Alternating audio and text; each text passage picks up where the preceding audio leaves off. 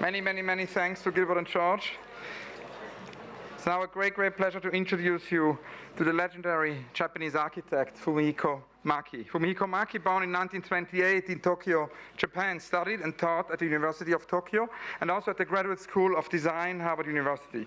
Since establishing Maki and Associates in '65, many, many projects completed include the incredible Hillside Terrace project, one of the exemplary projects of architecture, which is evolutive. It has evolved over many decades and continues actually to grow.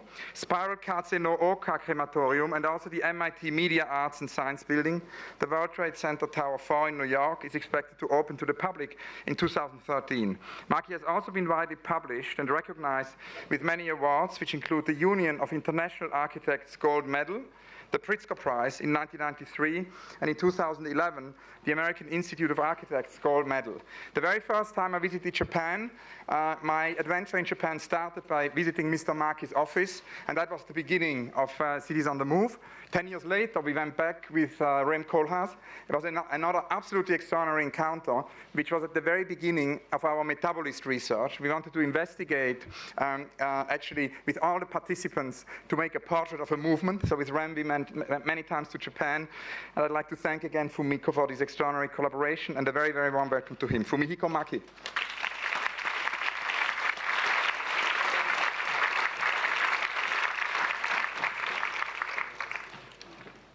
Could you hear? Yes. I was born and raised to live in Tokyo. When I was a child, Tokyo was flatter. Most of the houses, wooden houses, and ceramic tile. But my first encounter with modern house was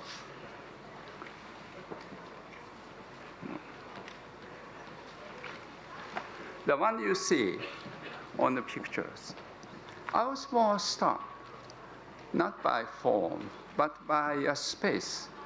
This is the first time I had a chance to see a mezzanine, and with this steel railing. My parents' friend was an architect, and he was working for his boss, Mr. Tsuchiura. And when the house was completed, he suggested, why don't we go together?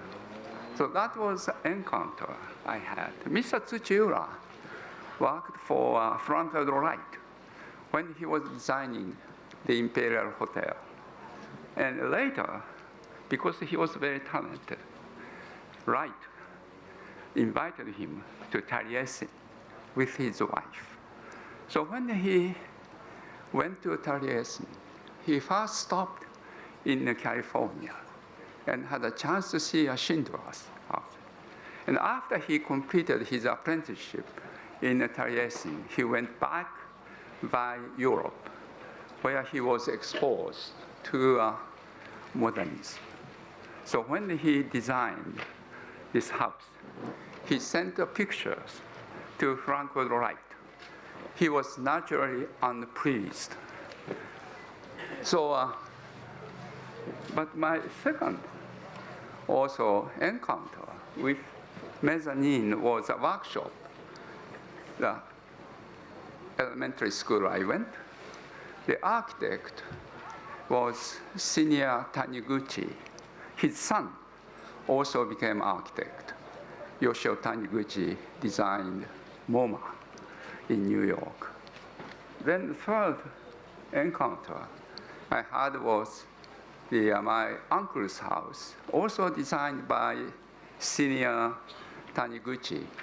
And what struck me was, again, the open arch door stairways.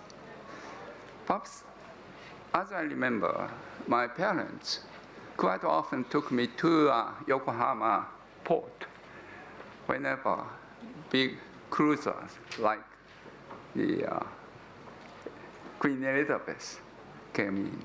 And somehow my experience of modernism must have been sort of overlapped with my special experience in a large ship.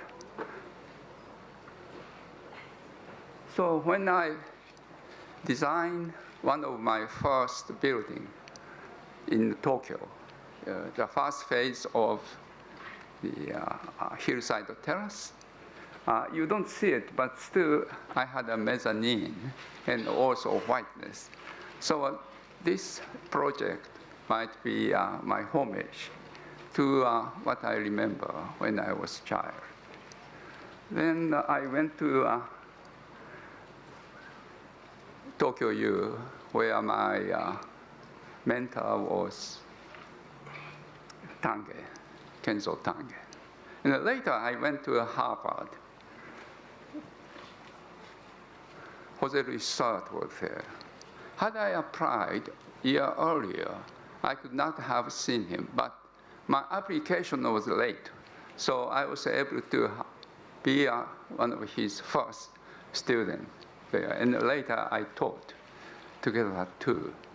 But after I finished my study, I worked for Jose Luis Sert. The only architectural project he had at that time was new American embassy in Baghdad.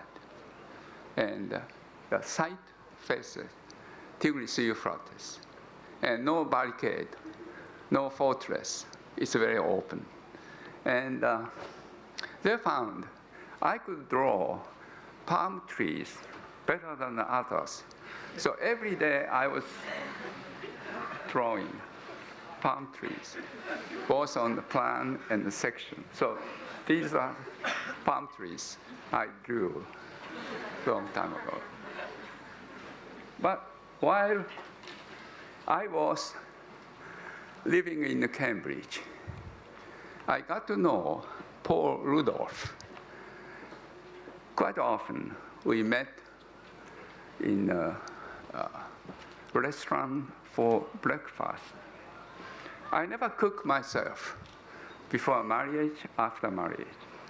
I always ate outside. Breakfast, lunch, suppers. Had I cooking, I have never met probably the Paul Rudolph. And one day he suggested me Washington University in St. Louis architecture school is looking for some young instructor. Are you interested? I said yes. So that got me to St. Louis, 1956. So had I been cooking myself, I've never gone to Washington University. Well, that's always strange encounters, which makes your unexpected journey to the next. And there I taught, but also I worked for campus planning office. Then one day, director came to say, there's some rich widows is going to donate money for a new building between the School of Architecture and the School of Art. Why don't you prepare for that? So I showed what I produced to her. I was wearing a bow tie. The bow tie was very popular that time as a kind of a heritage DNA of a Le Corbusier. Mr. Tange, Mr. Sert, always wearing a bow tie, so why not? And she liked somehow my design, and she said she's going to donate the money if the building is going to be made exactly as I proposed. So I became an architect. You know, 5 years architect of that project. I was nobody. Just a few years experience.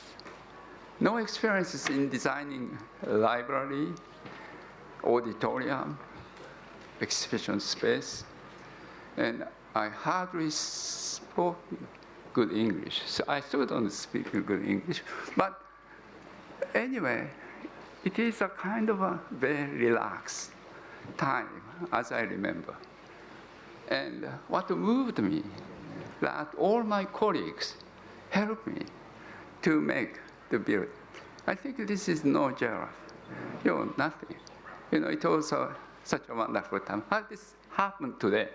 The university set up the committee to select the architects, inviting many of them, but with the certain experiences on the library, exhibition space, and so on.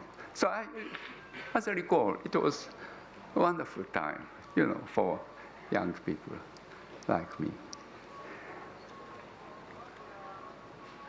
So 50 years later, I had a chance to make St. Fox Art Center.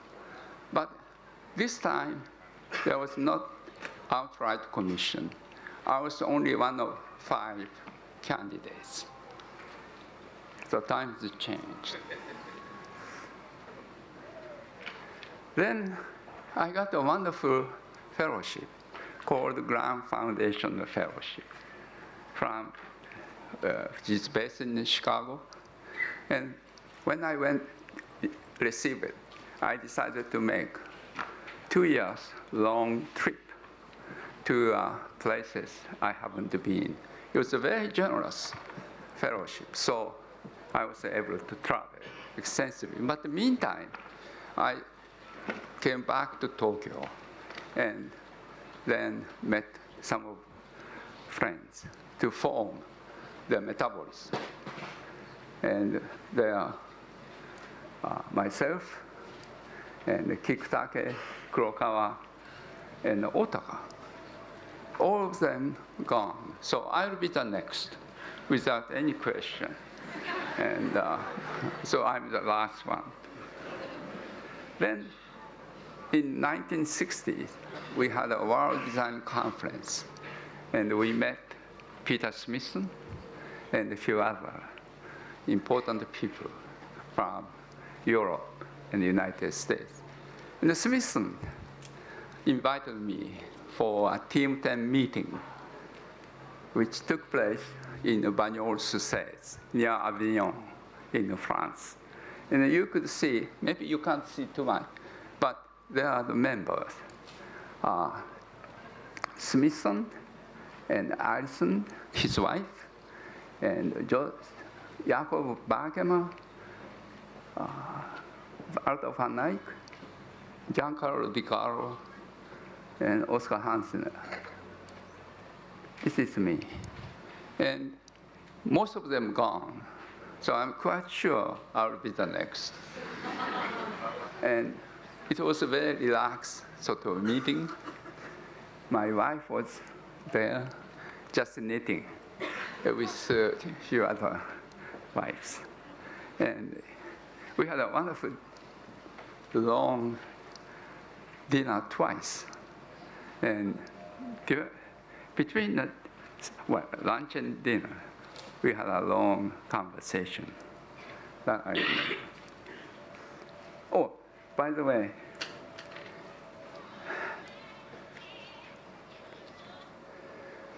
Smithsons brought young boy, maybe 3 or 4 years old. 30 years later, I was judge of a new Qatar museum in Doha. And Richard Rogers was one of the participants. He came with his assistant, young man, who happened to be Smithson Jr. So after the presentation, I went to see, you don't probably remember, but we met you 30 years ago. So it's a kind of thing, happening always. So also I had a chance to design my first project in Japan. Toyota Memorial Hall. And also, as I said, I had 2 trips to many Asian cities, Middle East, Europe, and it was a very generous, the grant. Otherwise, we are not able to make such a trip. When Japanese yen was much weaker. And so in this trip, I had many memorable experiences. One of them was a visit to Hydra, the Greek island, and where I was able to see how genetic element in architecture could make such a wonderful town. So later, I made these studies on group form, megaform, compositional form, linkage, etc., which was published from Washington University in 1964. So I produced this Shinjuku project with Mr. Otaka on the occasion of Metabolism announcement. And gorge structures, and Hillside Terrace later, where I was able to produce 6 buildings in a different age, reflecting always changing lifestyle and my ideas in that, that period. Then I had a chance to stop in Isfahan in Iran, where I encountered with a marvelous boulevard. It's 100 meters wide, and both sides flanked by ordinary houses and sidewalk. But extraordinary things in this boulevard was they had the walkway at the centers, where people would not be too much bothered by automobiles. They could, so he himself could be very alone, but at the same time in a very dignified ways. I think this is very important for public architecture. You are not making the space for just crowds, but also for yourself, for one person. This is, I think, as you know, one of beautiful plazas in Athens, where you could be alone and with this spectator person. It could be both empty, but also filled. In both ways, you'll be very comfortable. So when I designed this spiral, I decided to put small chairs on Esplanade leading up to upper floor. I put Mario Botta's chairs. And while the place interior situation changed constantly last 25 years, this remained the same. When you go, there's always somebody sitting, watching outside, or reading a book. When I showed this image to my talk in Melbourne last year, the young lady came to see me after the presentation, saying, when I lived in Tokyo, I was always sitting on that chair. So now the place has international endorsement. I designed a small cafe in Hillside Terrace. Whenever I go, I always found the middle-aged man on the same table, same chair, looking just outside, but he always ordered quarter bottle of red wine. And after he finished half, then he went to a sandwich, and then coffee later. It takes about 1 hour. So it seems to be his particular sort of a way of conducting his ritualistic lunch. Goethe once said, "Solitude is my home." I think one is always trying to find own home, not at his house, but also in the public places. And I think this is a very interesting sort of scenery. And I asked to attendant who he is. He was minister in the nearby church. And I don't know what he was thinking about Jesus Christ or about himself, but at least I found everybody in the city is looking for his own home. So when I designed a small auditorium in the countryside, we tried to make the foyer to be also comfortable for some passers-by, because the place would not be used always. So sometimes quite empty. And why not for just relaxation of the people? But I found later there was some wedding reception that was taking place in this. In my trip to the journey, I stopped in Damascus. It was 1959, and I took a car. And late in the evening, I arrived in Beirut. It was the first time I encountered the Mediterranean. And it was a beautiful city in my memory. 40 years later, I was invited for a competition to build the office building.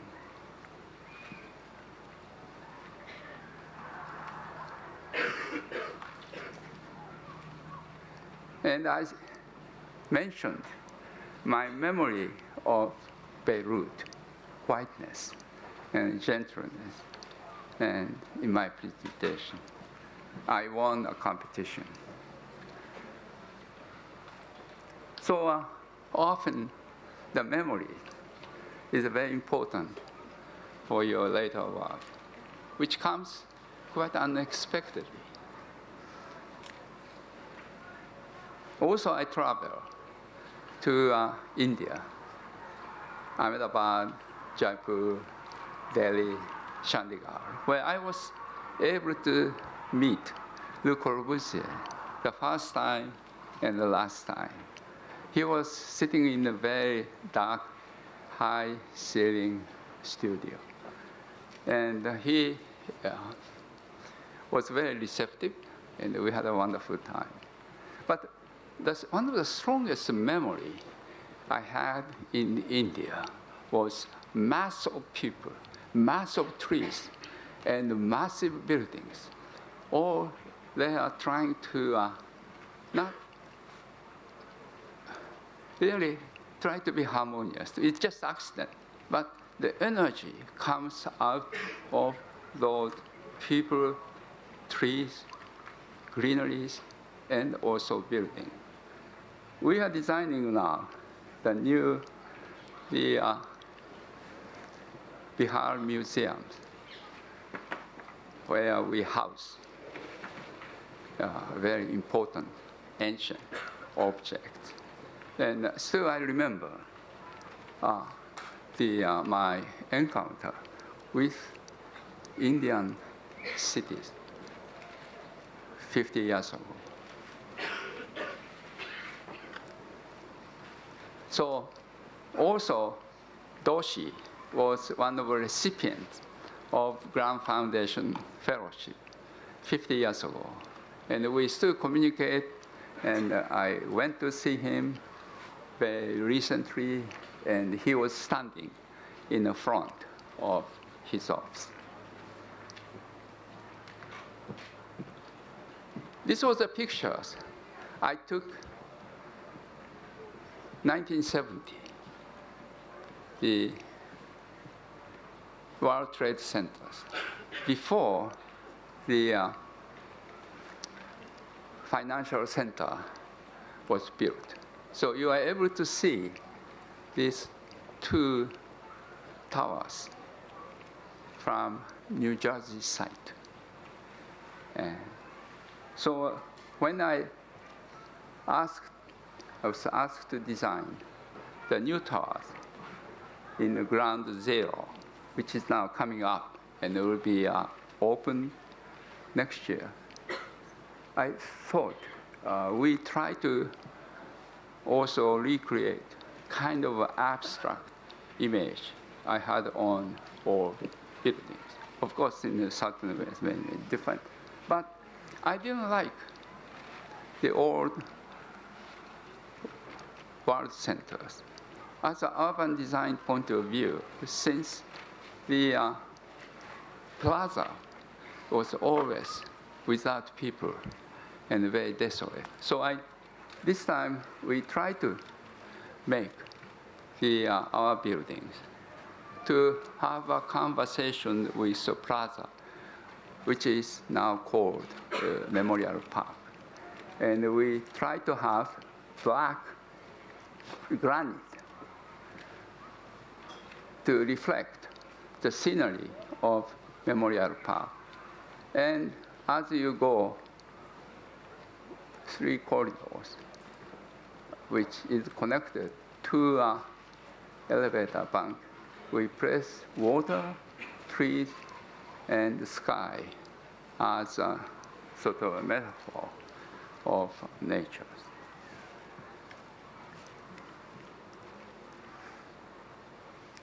This is a scenery of MIT campus. 1954, when I was a student at Harvard, the dean, Sert, was a good friend of Dean MIT, Pietro Persky. Both of them are expatriates from Europe. And Pietro invited Harvard and MIT students to opening, not really opening reception, but one of the receptions in the late afternoon. And 100 Memorial Park was designed by Carl Gogh, Ralph Lapson, Hugh Stubbins, young MIT faculty members at that time. And when I designed the next to Memorial Park, I was able also to make the view to Boston.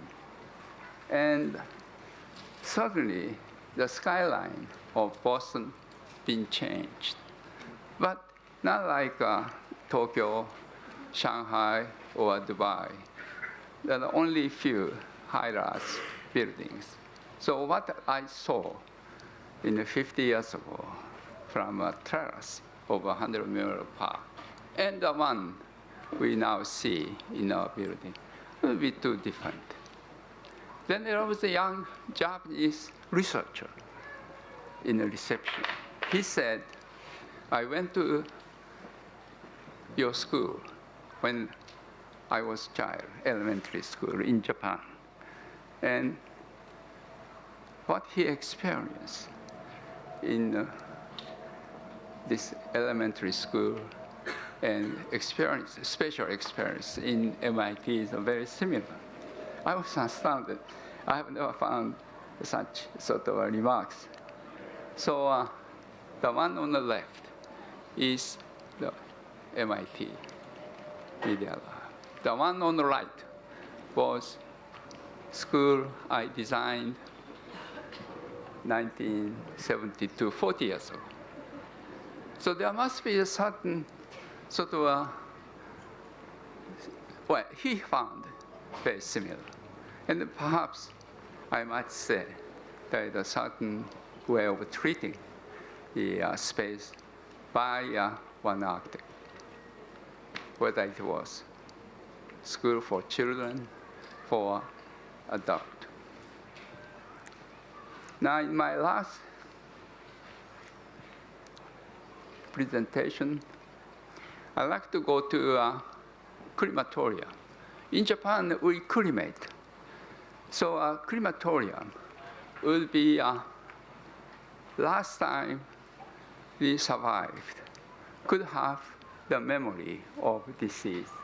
So the important thing is how such intimate memory could be kept in space and time. You arrive by car with deceased at the entrance, and you go through small passage, arriving at entrance. Then you go into next space where you have a first farewell. We try to make the place to be very simple, but with the different way of bringing light. And then the space is always continuous, suggesting the next space, as you see through the screen. Then here you have a final goodbye to deceased. And it takes about 1 hour or so to cremate. So you have to go to waiting space.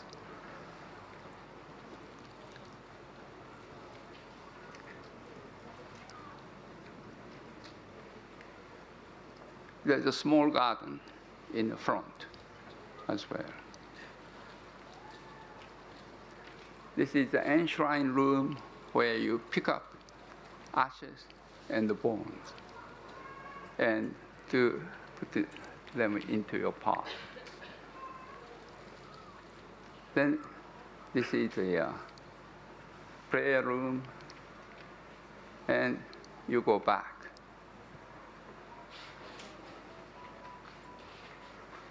When my grandfather passed away, we had a small gathering after that, and each holding a small pot. And one of my uncle opened it and put finger in it and tasted ashes. I was astounded. Such sort of a way of having a memory on the deceased.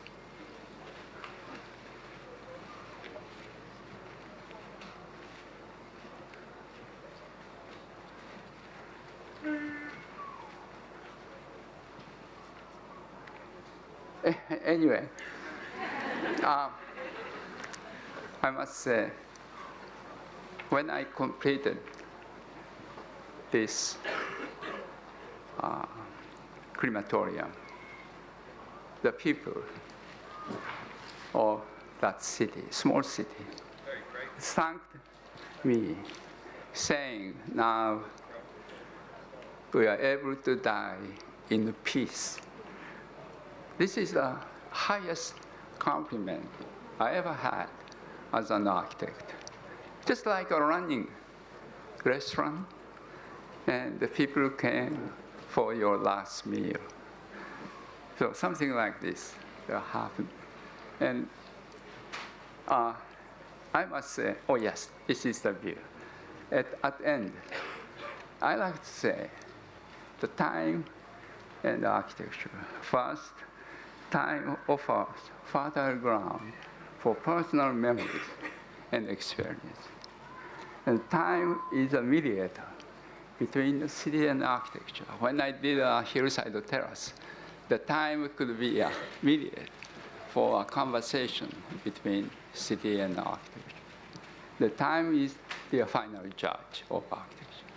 I think this is very important. Then space and architecture. Space has no differentiation between the interior and exterior. And the space accommodates given functions and generate new uses.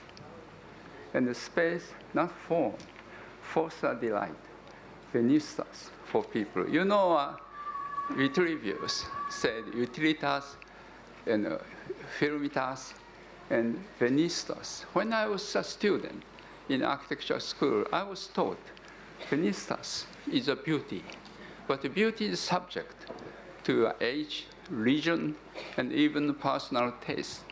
And I think Vitruvius meant delight, not beauty, as a lasting and common value in architecture.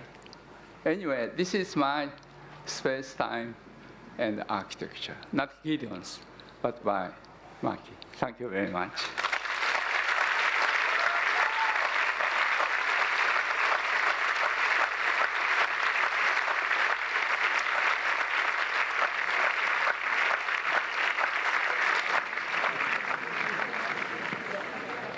Fumihiko, thank you so very, very much. Thanks a lot. I'd like to thank also our friend Rebecca Irwin and the Rolex Foundation for all the support to make our dream possible to get Fumihiko here to London. And I just wanted to say one more thing about the Hillside Terrace. When Hu Han Ru and I did Cities on the Move, we had never really thought about this idea that an exhibition could not stop. We always thought, you know, an exhibition lasts a few months and then it's over. And it's really, when we met Fumihiko and he explained to us Hillside Terrace, that we understood for the first time, and sometimes it's really great that one can get an idea from one field and transport it into the other field. So we took this idea Fumihiko invented in architecture and brought it into the world of exhibition, trying to develop these shows which don't stop, which just continue to travel, continue to evolve over many, many years. And it happened with Cities on the Move. It happened with many of our Serpentine projects, the Indian Highway, China Power Station. All these exhibitions tour over 3, 4, 5 years. And this is really all thanks to this wonderful Hillside Terrace idea. Fumihiko, thank you so much. Thanks a lot.